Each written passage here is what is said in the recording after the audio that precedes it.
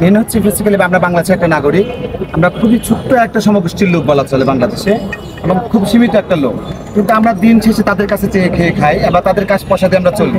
যদি এই বিপদের সময় কারো পাশে না দাঁড়াতে পারি তাহলে মানুষ হিসেবে আমাদের গণ্য করা উচিত হবে না। আর আমরা যখন ছাত্র জনতা ডাক দিয়েছিল আগস্টে জুলাইয়ে, তখন থেকে আমরা ছাত্র জনতার সাথে আছি এবং ছাত্র জনতা ডাক হিসেবে আমরা পিস চলে আসছি।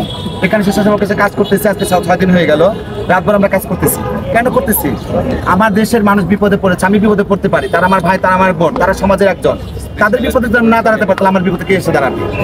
দিন শেষে তাদের কাছে আমরা হাত পেতে খাই। যদি আমরা হাতই না পাততে পারি তাহলে তারা যদি না পাচ্ছে আমরা কার কাছে হাত পেতে খাবো?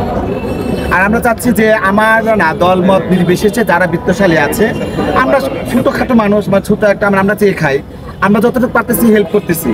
আমরা আর 2টা ফান্ড দিয়েছি, আজকে একটা ফান্ড দেবো ইনশাল্লাহ। যদি আমাদের আরও ফান্ড আসবে আমাদের দেওয়ার মতো, আজকে আমার এই ফান্ডটা দিচ্ছে আমার এই বোন। তো আমার কথা হচ্ছিল যে আমরা যেটা দিচ্ছি সেটা আমাদের কাছে অনেক, আপনাদের কাছে নিয়ে দিচ্ছি সেটা আপনাদের কাছে অনেক হতে পারে, কিন্তু আমাদের কাছে তা না, আমরা খুব ছোটো বলা চলে।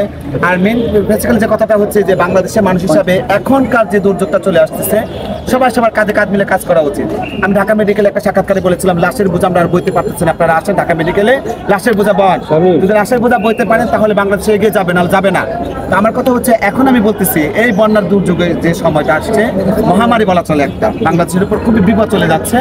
আমার উত্তরবঙ্গের লোক শুরু হচ্ছে, আবার প্লাবিত হচ্ছে নতুন করে দক্ষিণবঙ্গের লোকের থেকে, তাই না?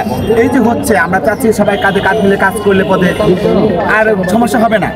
সবাই 10 টাকা 20 টাকা করে দিলে অনেক হয়ে যাবে, তারা দিচ্ছে। আবার অনেকে আবার অপপ্রথা চালাচ্ছে, টিএসএ আশপাশে যেগুলো দেখা যাচ্ছে বস্তা বস্তা ভরা, এগুলো কাপড়, এগুলো কিন্তু খাবার না। অনেকে দেখবেন মিডিয়াতে বলতেছে এত এত খাবার দিচ্ছে না, এটা ভুল ধারণা। আমরা খাবারগুলো বাইরে সাইড দিয়ে দিচ্ছি, ভিতর যদি ঢুকতেছে ওই দিকে খাবারগুলো চলে যাচ্ছে, কিন্তু এটা অনেকে জানতেছে না যে খাবার যাচ্ছে। হ্যাঁ খাবার যাচ্ছে, রাতভর খাবার যাচ্ছে, দিনভর খাবার যাচ্ছে, এই খাবার আমরা করতেছি কি? রাতভর প্যাকেট করতেছি, কালকে 5.5 প্যাকেট হয়েছে, সেই প্যাকেট কোথায়? অনেকের প্রশ্ন থাকতে পারে, অনেকে জানে যে এই কথাগুলো কেন আসতেছে। কারণ হচ্ছে এই বর্ষার মৌসুমে মানুষের বিপদের পাশে দাঁড়ায়, গুজব না ছড়ায়, যতটুকু যে যেখান থেকে পারি আমরা সহযোগিতা করি।